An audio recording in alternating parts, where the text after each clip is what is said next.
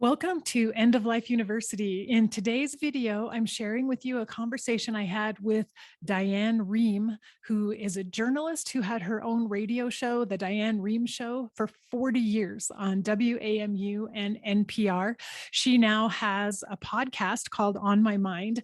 And today we are talking all about her recent documentary and book titled When My Time Comes, where Diane did her own research project traveling around the country interviewing people about medical aid in dying.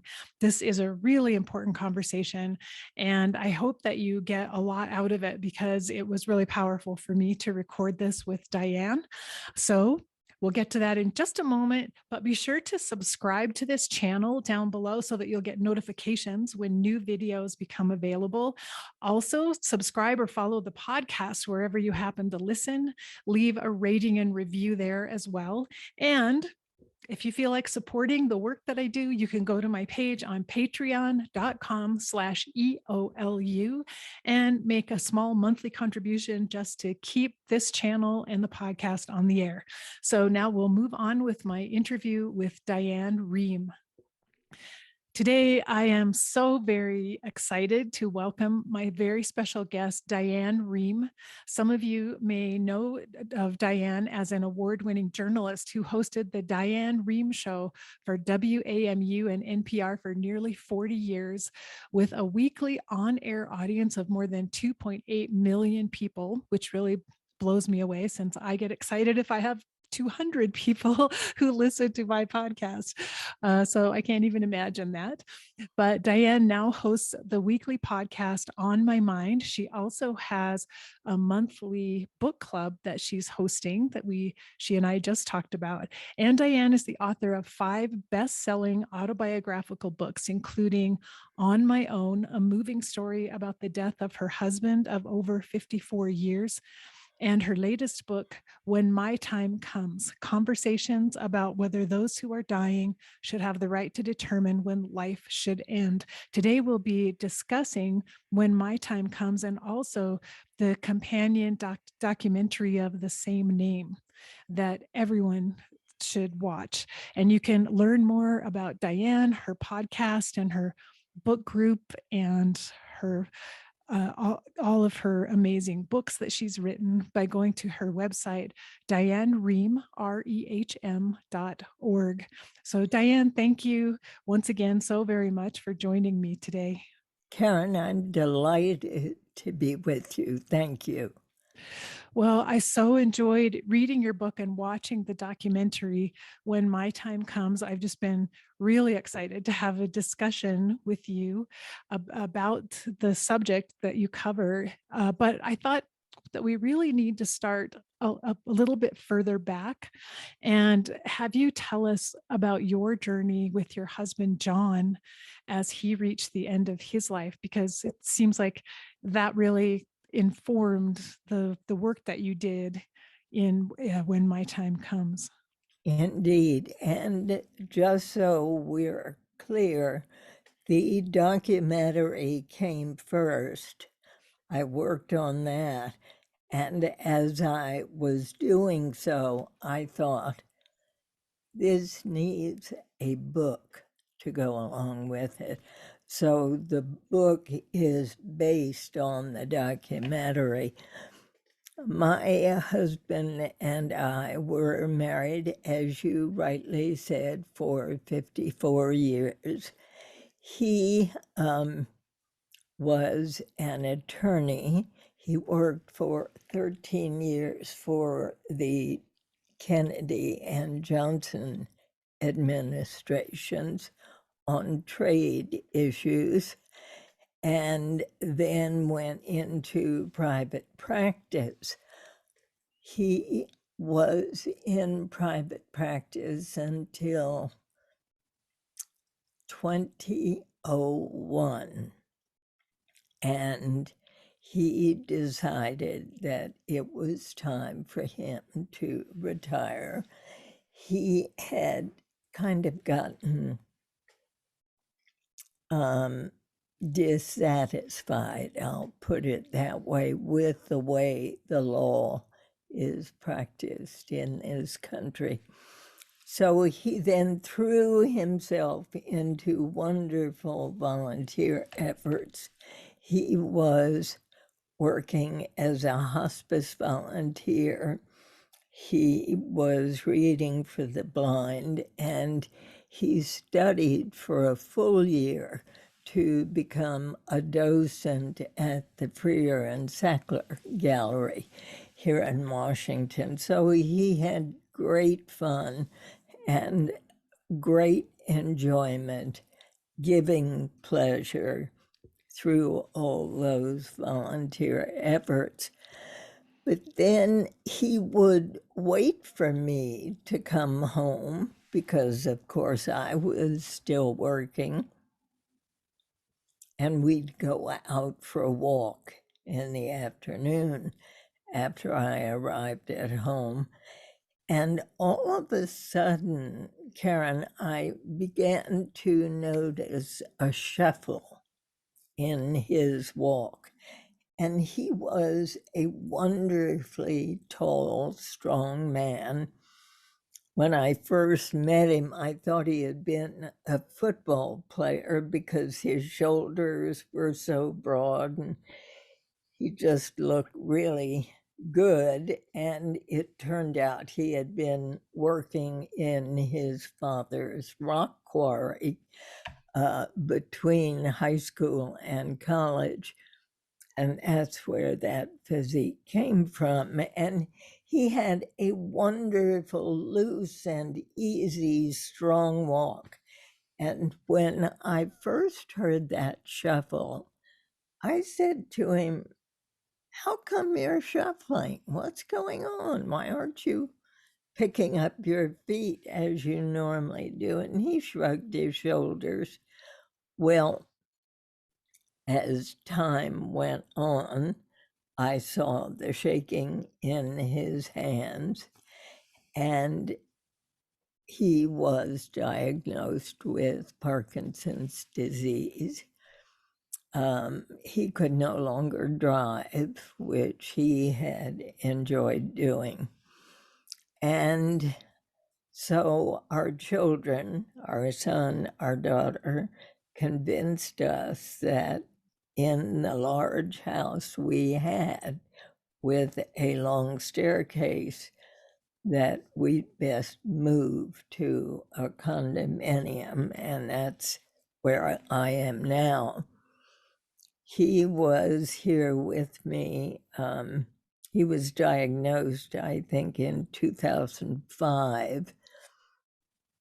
And in 2000, well, he began falling. And at that point, we knew, I mean, I tried to pick him up, and it was impossible. And the condo was not large enough to have someone here on a 24-hour basis. So we moved John, and he understood. We moved him to a nearby nursing home. He had his own lovely apartment, and I even took the same fabric that I have here in our guest room and had draperies made for him, and so he would feel comfortable in that room. He was there for about a year and a half with a steady decline. And finally, one day, he said to me, "I'm ready to die. I can no longer use my hands. I can't walk. I can't stand. I really am ready to die." And so he said, "I'd like you to call our doctor in for a conversation tomorrow, and let's get the two children on the phone." Actually, my son was in the room when we had this conversation. And he said to the doctor, you know, I'm really done. I can't do anything for myself. I cannot even feed myself or take a shower or toilet myself. He said, I've lost all dignity or sense thereof. And I think he thought that the doctor could simply give him something and he would then die. And the doctor said, here in Maryland, which is where the nursing home was, I am not free legally, ethically, morally to do anything. The only thing that you can do is to stop eating, taking medication, or drinking water. Now, people can live for a long time without food. I mean, they can go 40, 50 days, but without water, the organs begin to deteriorate, as you well know, very, very quickly. When the doctor told him that, he was really angry and disappointed. We all left. I mean, my daughter, who is a physician herself, my son left to go home, the doctor left. I came back the next day and his face was rosy. His eyes were bright. He was so cheerful. And I said, sweetheart, you look wonderful. What's happening? And he said, I've begun the journey. I haven't had any water, no medication, no food. And I said, are you really sure this is what you want? And he said, absolutely, this is what I want. I had brought with me an album I had created of his pictures from the time he was an infant born in Paris until he graduated from high school. It was a wonderful album, and we just sat on his bed together and looked at those photographs and talked a lot. But he stopped eating, stopped drinking, and on the 9th day, he had been awake, I think, for about 3 days, and then fell into sleep. And on the 9th day, I mean, he hadn't talked, he hadn't moved, nothing. I decided to stay there that night, and I was on 2 chairs with our little dog Maxie on my stomach, and I couldn't sleep. I got up at 2 a.m. and started writing on my own. The book that comes before the one we're talking about. And because I've never lived alone, I went from my parents' home to marriage, motherhood. I've never been without him. So when his caregiver arrived at 7 o'clock the next morning, I said, I'm going to run home, take the dog, feed the dog, walk the dog, and I'll be right back. And as soon as I got home, his caregiver called and said, Diane, please come back quickly. I think John is going. And by the time I got there, he had passed away 10 minutes before, 20 minutes before. So I didn't get to say goodbye. Mm. And I think that is part of what has led me into the making of the film, the writing of the book, and the activation, the activity that I have done on behalf of the rights of those who wish to have medical aid in dying. It was a very long answer, and I'm sorry to be so long, but No, I think it's important for us to understand what probably stimulated your interest in this topic and even your desire and your passion to do something that might be helpful to other people that John himself couldn't access when that's really what he would have wanted. you know, Karen, I think it started even earlier than that. My mother died when I was 19. My father died of a heart attack, and I've always said of a broken heart 11 months later. And she begged to die. She was in such pain. And I can remember being at the hospital after they had given her a treatment and brought her back to the room. And she said, please, please, just let me die. And of course, in those days, they never just let a person die. So I think it's been in my head for a long time. Yeah, that makes sense.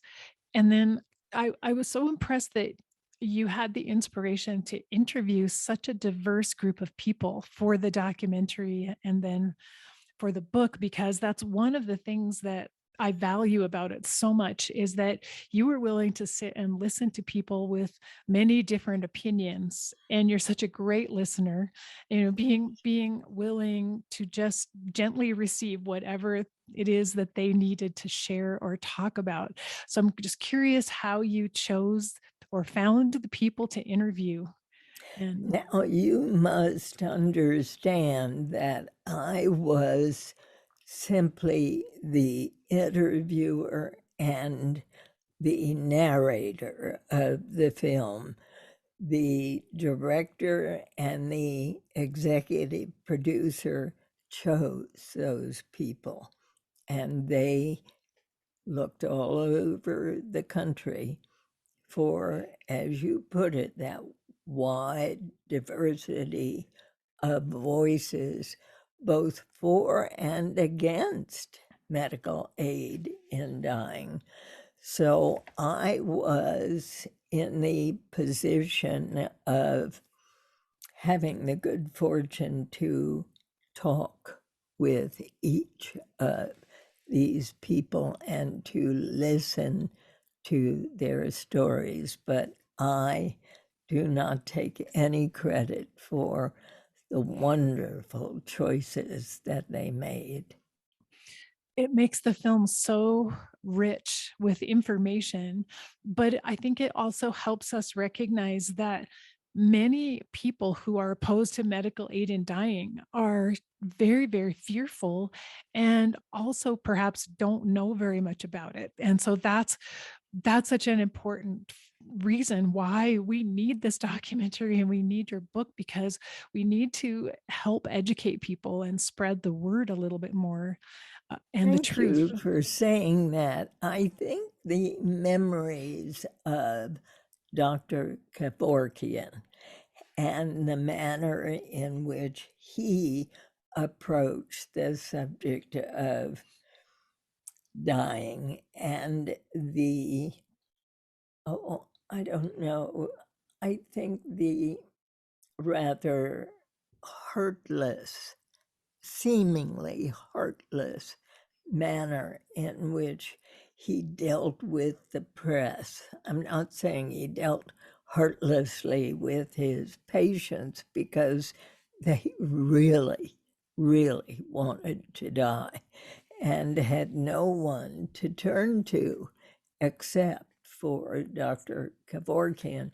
But I think those memories have stayed in people's minds, and the idea of medical aid in dying immediately brings to memory those kinds of thoughts. Whereas what we who dedicate ourselves to medical aid in dying, like you, those of us who believe that people should have a choice for a gentle passing, are really talking about something so very different from anything that Dr. Kevorkian did, and trying, as you say, to educate people on the importance of choice, the importance of not having life extended simply by medical means if there is no joy in life. I was fascinated to learn that the number one reason that people choose medical aid in dying is not pain. Pain is number 6. It's actually lack of joy in life, realizing that they will never be back to what they think of themselves as having a wonderful, lively ability to do all the things they did as a younger person. Life is a cycle. We're born, we live if we are lucky, and we die. And it's the natural way, except sadly those in our country who are killed out of vengeance or anger or racism or what have you. But those who choose medical aid in dying are literally at the end of their lives. In fact, 2 doctors must decide that you are within 6 months of dying. There must be at least 2 doctors making that decision. And then in some cases, you must go through a psychiatric evaluation when you are all alone to ensure that you are not being forced, you are not being pressured by anyone in your family. It's very important that people understand that of the thousands of people who have received the medication through which they can take their own lives, only 2/3 have actually used it. 1/3 has chosen simply to go as they would naturally.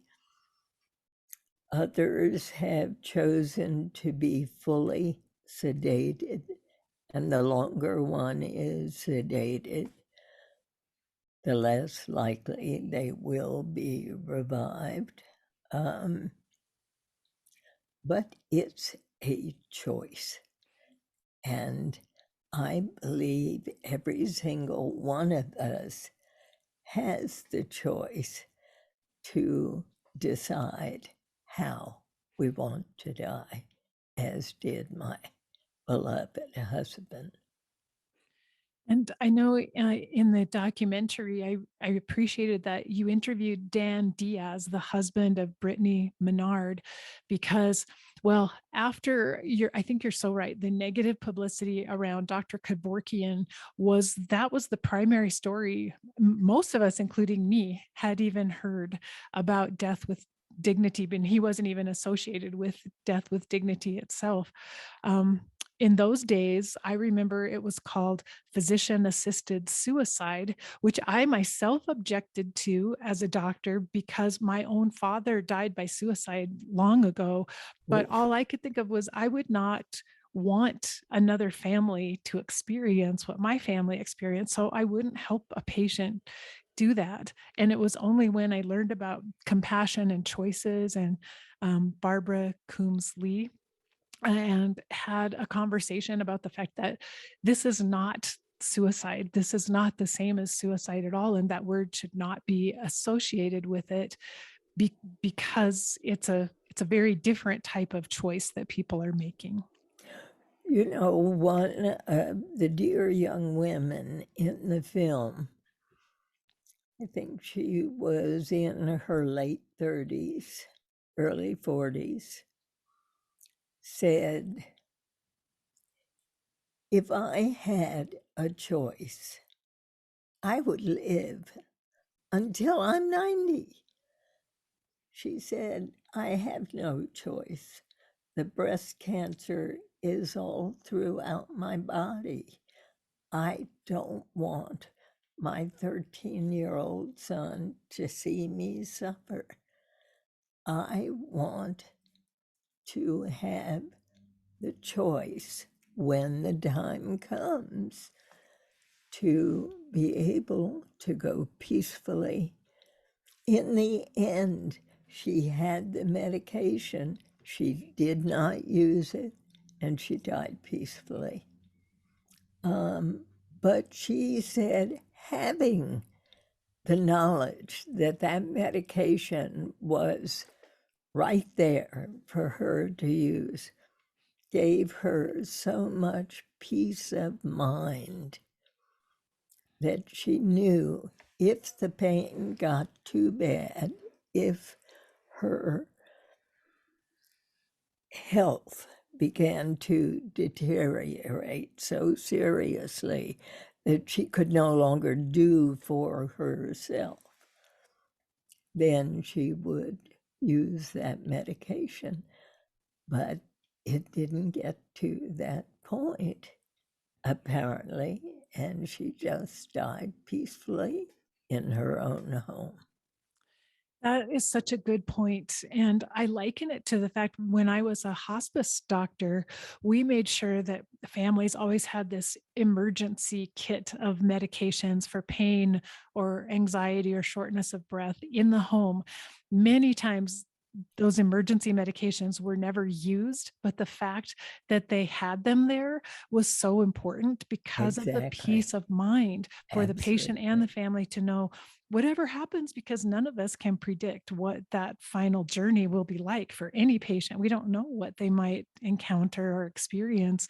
And being prepared and knowing that there's something I can do, there's some way I have of alleviating the suffering makes all the difference in terms of peace of mind. And that's really what we're hoping other patients can experience here. and and that the population as a whole can come to understand exactly what medical aid in dying is, that there is never been a single case of coercion, that there's never been a single case of someone with ALS who has been forced to take this medication. In fact, as a doctor, you know far better than I that with ALS, the throat muscles begin to go, and therefore one is not able to swallow as the demand is from the medical profession that you must be able to self-administer. Most of the patients in Oregon, for example, who have used medical aid in dying have had ALS, and they have been allowed to use a pump with which they can use an elbow or something to press in order to ingest the medication through a stomach tube or rectally or whatever method is chosen. But there has to be a recognition that our lives are our lives. And if you want God to be the only decider, then that's your choice. And I'm totally in support of that. And if you want all the medications that science can provide, I hear you. It's your choice, and I support you. And I just hope that more and more people can support those of us who wish to have the choice of medical aid in dying. Since we began the film, when Brittany Maynard died, there were only 3 states that allowed medical aid in dying. Currently, there are 10 plus the District of Columbia where I live. So I feel quite comfortable knowing that I do have that choice because I'm 85 years old and who knows when it could come. But we need more states to recognize this. Massachusetts is one who's brought this up 4 times and defeated it 4 times. Virginia has just defeated it. And it is the Roman Catholic Church that is very, very opposed.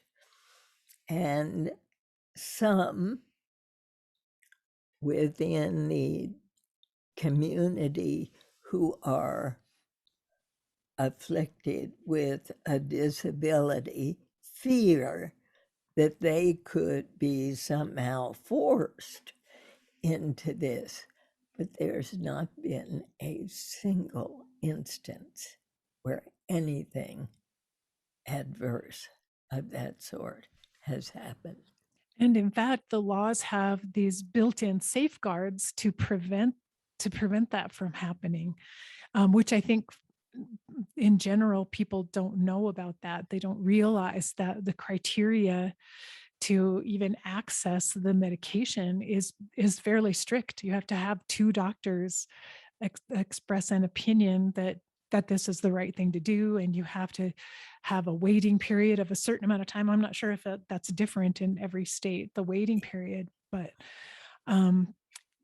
and also because you have to self-administer the medication. No one else can get the medication and make that choice for you or Exactly. force it on you.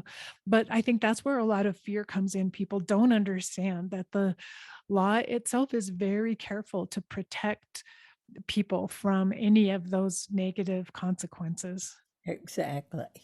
California has just changed its law from a waiting period. Once you've been approved by the doctors, the waiting period used to be 15 days, 2 full weeks, and people were dying during that 2 weeks.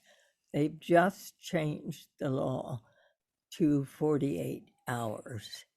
And I think that has given a lot of relief to people who know that when they make that decision, they want to do it when they want to do it and not be told by the government that they have to wait for 2 weeks. And I know I'm familiar with the case here in Colorado where I live of a woman who it was far more than the 15-day waiting period because it took so long in the first place to get the first appointment with the first doctor and to find out that he would agree. And she had to drive a few hours away for that appointment, then had to find a second doctor, which also took even more time and waiting for an appointment. And the concern I have is that some patients who may have been eligible because they could self-administer at the beginning of the process, by the time they actually reach the end of the process, might now no longer be able to self-administer the medication. And Exactly. that feels so cruel, so cruel. Totally. Totally. And what that says to me about Colorado is that apparently there are not very many doctors who are willing to participate. But mind you, I don't think any doctor should be forced to do so. I Yeah. think it should be on a totally volunteer basis. If that doctor chooses to participate or not. And your story indicates that there may be very few doctors in Colorado willing to do so. And I think, I mean, I read this in the book from some of the doctors and in the documentary that you talked with, talking about doctors having fears that their license doesn't cover this because it's a federal license and because the medical aid in dying is not legal on a federal level, only on the state level, and we're fearing that somehow there would be retaliation against them. But again, I think that's a lack of information about the safeguards built into the law. Exactly, exactly. I doubt that there will ever be a federal law in regard to medical aid in dying. I believe it will stay within the states and they'll make their own decisions. But you see, in Massachusetts, for example, polling showed that 80% of those in Massachusetts were in favor of medical aid in dying. And then the Roman Catholic Church stepped in with a $5 million program to defeat it.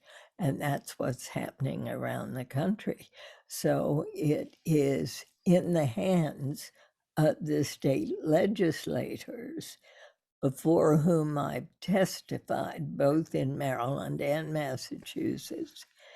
And it's so sad to hear the incorrect assumptions coming from the mouths of those legislators using words like euthanasia, which has nothing to do with medical aid in dying. The Netherlands does offer euthanasia, and you don't have to be sick if you want to die, if you want to travel to the Netherlands. But what is available here is so different from that. It's so true. And there was footage in the documentary of some of the comments made by those legislators in Maryland, and you could just see fear on their faces. That's how it felt to me. Like they're afraid because they don't really understand what this is. For one thing, as a society, we're generally afraid of talking about death and dying in the first place. This brings Exactly. up even more fears.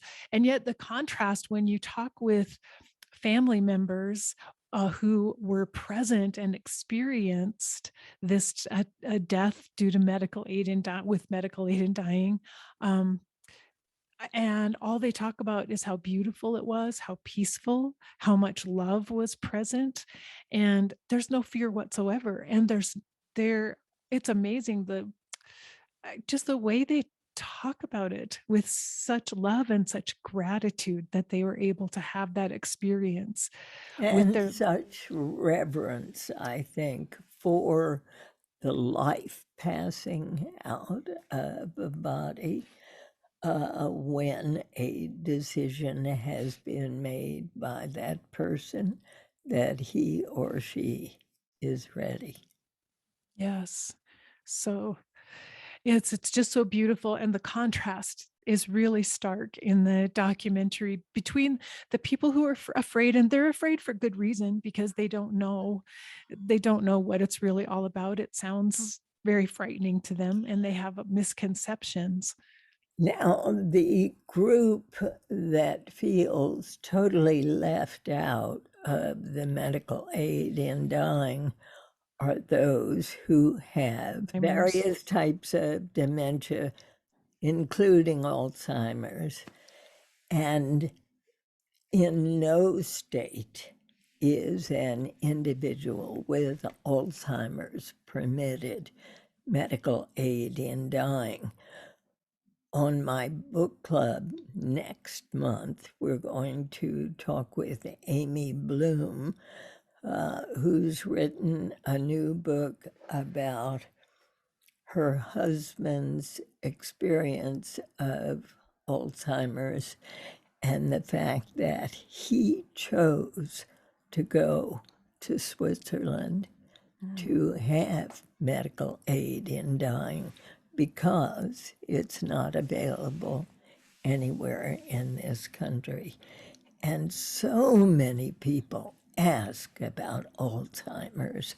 When I was out on tour for the book and for the documentary, that question came up again and again and again.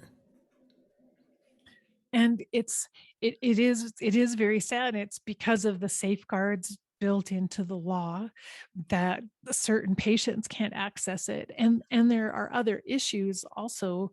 I think with the law, it's not equally available, partly because some of states who haven't passed the law, but Right. even then the cost of medication, uh, difficulties like I was describing of finding a doctor to prescribe it or pharmacies that will order it.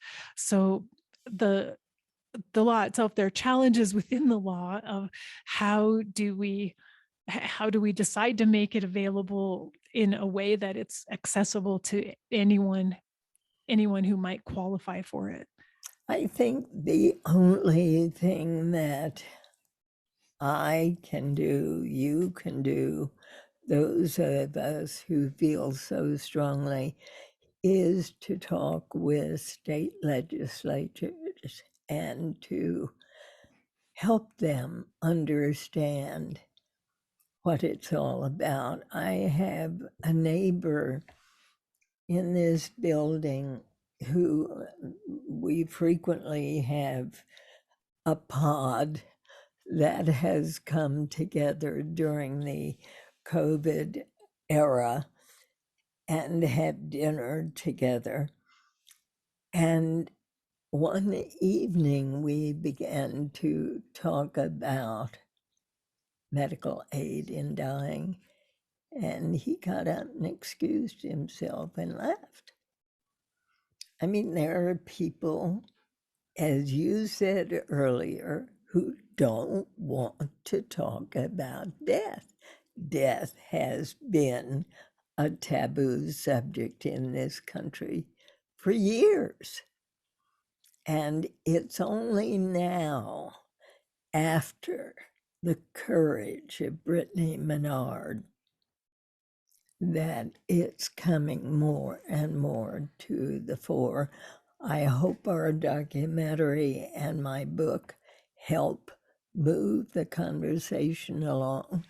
I hope the conversation you and I are having will help people understand that this is not doctors aiding people to commit suicide. They are helping people. Oh, and we should say that with that self-administration, the doctor cannot do anything. The doctor cannot do a thing. So it's a matter of education. It's a matter of understanding, and it's a matter of spreading the word. And you mentioned Brittany Maynard again, and I think it's such a good testimonial, I guess, for all of us who care about issues like this to realize she's one 29-year-old woman who made such a huge impact because of her courage and her willingness to stand up and speak out and be interviewed by people and have difficult conversations and even face people's criticisms. But I think she really galvanized the movement. And the reason it's legal in 10 states and Washington, D.C. right now is largely due to that courage of hers. I agree. She, of course, had to move from California because California at that time did not have medical aid in dying. She moved to Oregon, rented a home there. Now, how many of us could afford to pick up and move to another state, establish residency, which she had to do, find doctors, do everything that the law required in Oregon because California had no law. Now, as a result of what she did in Oregon, California's law did come about, but first came the state of Washington immediately after Oregon. But even in Washington, they have some restrictions that people are seeking to overturn to make it easier for the patient. There's another story that emerged in the documentary, and that is the delegate Ludke, I think his name is, from Yes. Maryland, Yes. who changed his mind about how he felt about medical aid in dying. And it's so powerful for us to remember that when people do get the correct information, but also when they have life experiences, people do change their mind and it is possible. So I think that should inspire all of us. Keep educating, keep talking, because there are people out there who will change how they feel about this subject. And I thought that was a great story.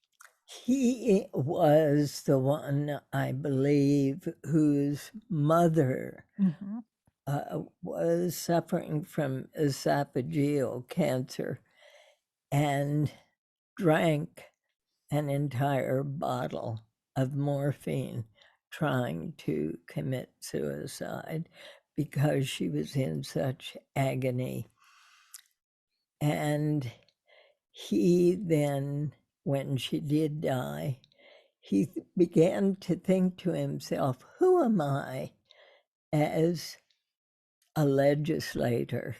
Who am I as even her son to tell her she cannot do this and I am going to prevent her from doing this as a lawmaker? And that vote in the Maryland House of Delegates, it lost by one vote, and it was an abstention. Hmm. And the Maryland House is going to bring it up again. They seem to have more people on their side now, but who knows? Who knows? But he was the one who said to me, we're all just one bad death away from supporting medical aid in dying. I I love that quote. That really struck me. And I think when we remember that sometimes the people who are opposed to it, it's simply that they don't have the education, or maybe they don't have the experience of being with someone at the end of life. They don't know everything they need to know to make that decision. And we have to have compassion for them. They're making their decision based on a limited amount of experience and knowledge. And that's something I really appreciated about you and your interview style, because you are so open to everyone's perspective and allowing them to share their point of view. And you were very gracious, which I think that's what we all need to have, a certain amount of grace toward those who are opposing a law that to us feels reasonable and important and necessary. That for now we have to have grace toward those people who for whatever reason object to it or don't understand, because once again they're one bad death away from changing their mind. And if we've been there as someone willing to listen and hear their perspective, then we might be able to come back again and be part of that change in the future. And there's an interesting fact that every single person I spoke with, whether they were for or against medical aid in dying, I asked each person, what would be a good death for you? And even the Roman Catholic priest, even the doctor in Oregon who was totally against medical aid in dying, they all said the same thing: to be surrounded by friends and loved ones and to die peacefully in my own bed. They all said the same thing. And yet, we have so many people dying in hospitals with attendants trying to do more and more and more.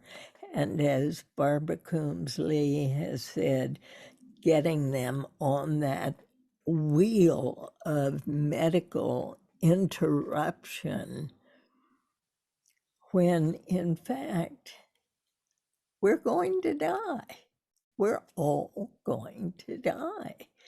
And so much money is spent on those last 3 months of life because too many doctors are saying, well, if we can't do this, let's try this. This didn't work, let's do this.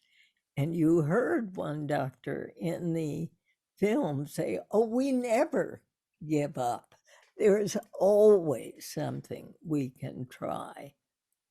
Well, I'm not so sure that patients really want that. And you do emphasize in the film and the book that, first of all, we all need to think about this, about what we do want for ourselves at the end of life. What do we think would be a good death for ourselves? And we need to talk about it. No matter what it is we want, or no matter how we feel about any of these options, we have to be able to talk about it with our families and our doctors. Have you done that? Yes. For the most part, my children are not so willing to listen to it. My husband and I have talked extensively about it. My children, they basically know what I would want at the end of life, but they're a little in denial that day will ever come That it still. will ever come. Mhm, It's totally pushed away. mhm. So what I did, as you saw in the film, I had my grandson record me on his cell phone, telling him precisely what I want. And that is there as a record for him, for my granddaughter, for my son, my daughter, for my entire family. And my husband is a family therapist, a Lutheran minister. He's totally in support.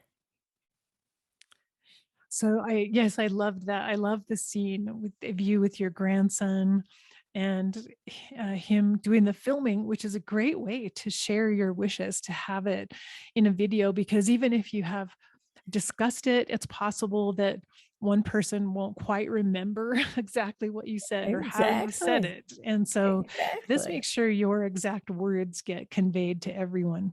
Right. Right. And how did all your children and grandchildren receive that? Well, they're fine because my late husband and I talked about this at the dinner table with them when they were younger, because my late husband's father and mother both committed suicide. Oh, wow. And my mother died at 49 when I was just 19. So we talked about death. And John and I both promised each other we would support each other and make sure that we didn't suffer. And then for him to have to die as he did, it felt like a failure on my part. So, of course, I mean, I'm sure it had to be excruciating to sit by and not be able to do anything, to feel Exactly. helpless. And you know, the doctor warned me. He said, Diane, you're a public figure. Do not do anything to help him. Nothing. And so I was warned. I could not do anything to help him. And yet you are helping so many people now. And by taking on this cause and doing such an incredible job of traveling around the country and interviewing diverse people and putting it out there. I mean, the documentary is really masterfully produced and edited. It's so compelling to watch. The hour flew by and I was so engaged in every story, but in the book as well. Thank So you. I'm so admiring of you to use the pain that you felt after John's death, but to turn it into to such an effort and to creating something so good for the world. And I'm so appreciative. Thank you so much. So it's been a pleasure to talk about it with you because I want to spread the word. I want everyone to watch the documentary though. Our conversation, it's not nearly enough for people to get all the education they need. They need to read the book and watch the documentary, both because they're a little different. I mean, And they'll yeah, quite right. I think I chose 20 of the people in the documentary, and there are many fewer than that in the documentary. But you can see the documentary on Amazon.com. That's what I wanted to mention. So people Yeah, can go, it's on Amazon Prime, I think, if people yes, go it's there. on Amazon Prime. Exactly. And then I noticed on the website for the movie, which I should say that website is is it when my time comes movie.com? Is that right? I'll look that up to be sure. Yeah, I'm not sure whether it's a movie or documentary. That there are options to screen the film. So if someone wanted, which I think would be beautiful, to have a discussion group, get a large group of people together, screen the film for that group of people, and then talk about it afterwards. And maybe they could have someone from the local Compassion and Choices organization be there to answer Quite right. questions. Quite right. Quite right. I think that's a great idea, and we have done that.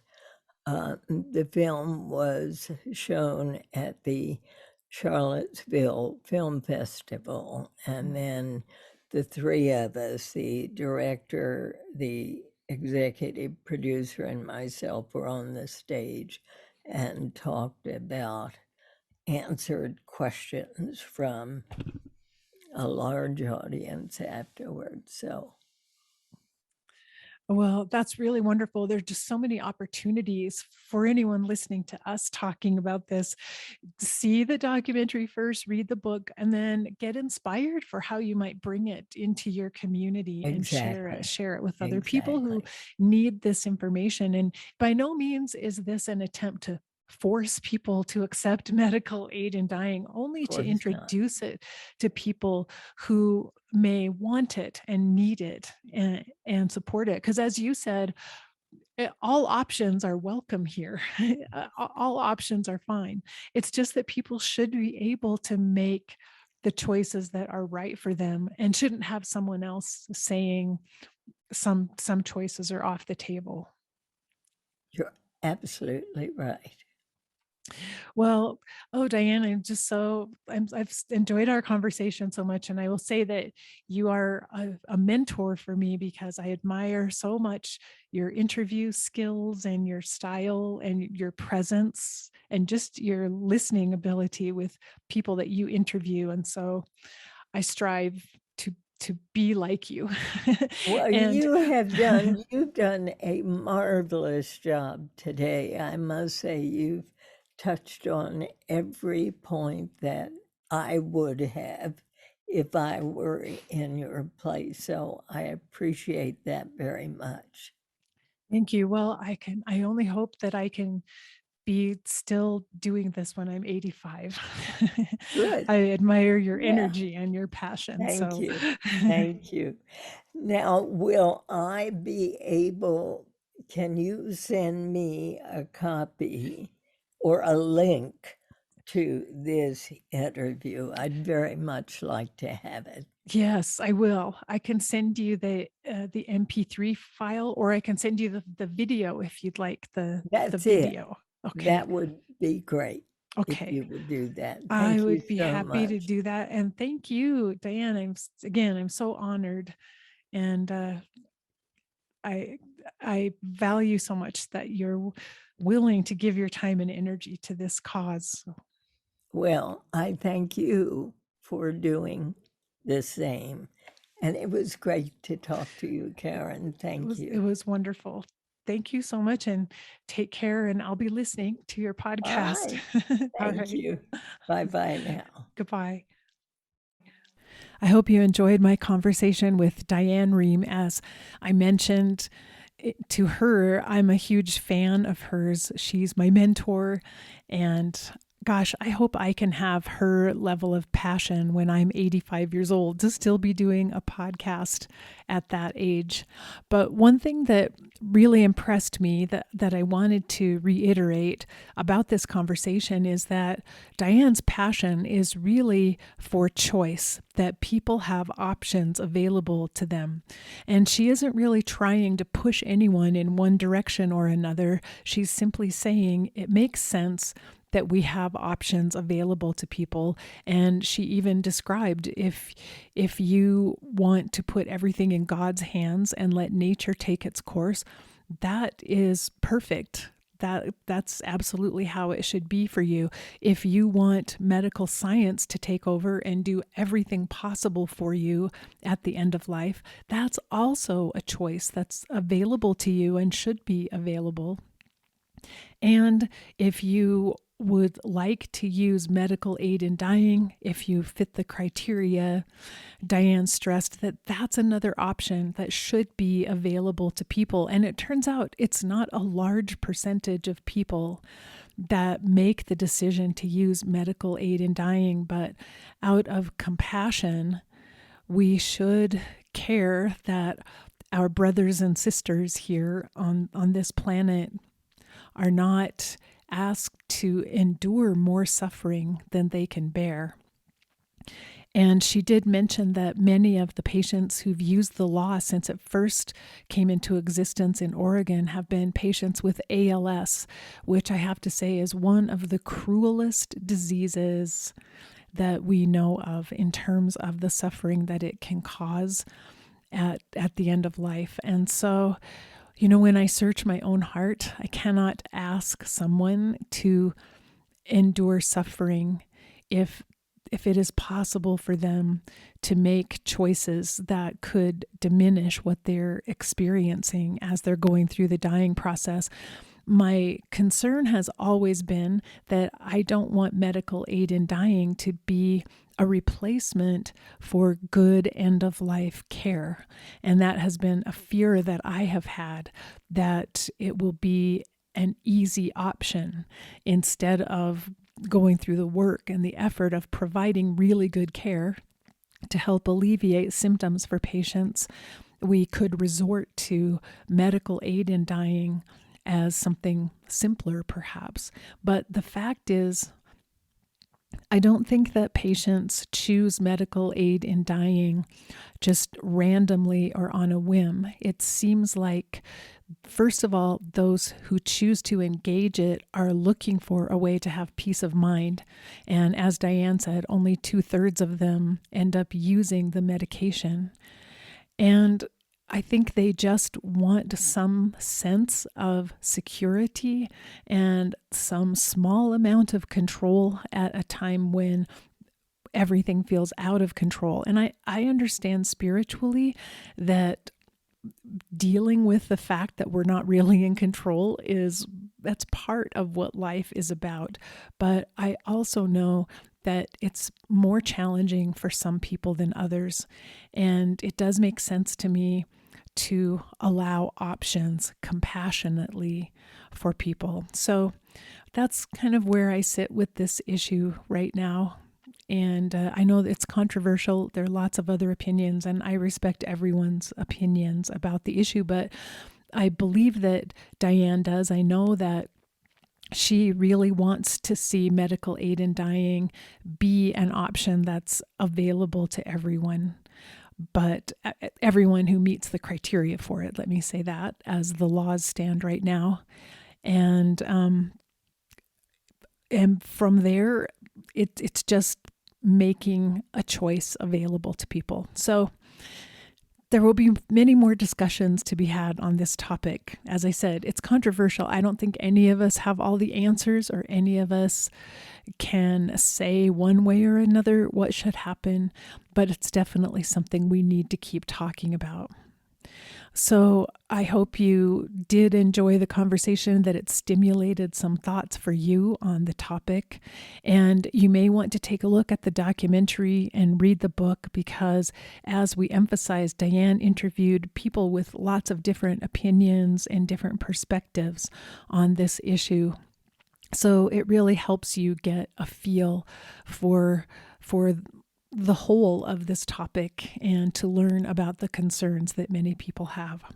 As always, I'll remind you, if you enjoy this podcast, please share it with other people. Let them know about End of Life University. You can share specific episodes that you think might be helpful to someone, because we're trying to grow this community of people who care about end of life issues and are willing to talk about them, willing to have difficult discussions about subjects that make us uncomfortable.